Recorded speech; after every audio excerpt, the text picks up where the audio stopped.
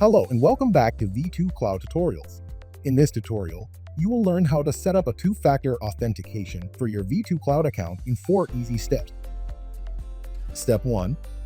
Log into your V2 Cloud Administrator dashboard using your V2 Cloud registered email and password. Step 2.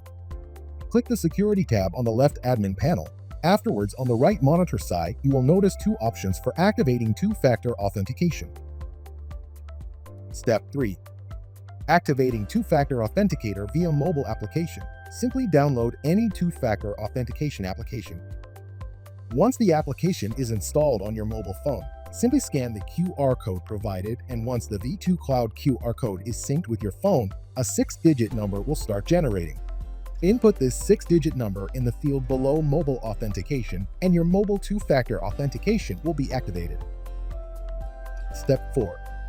Activating two-factor authenticator via email, simply press the Send Code to Email button, and once you receive your two-factor authenticator code, input it in the field below. And that is it. Your email two-factor authentication is now activated.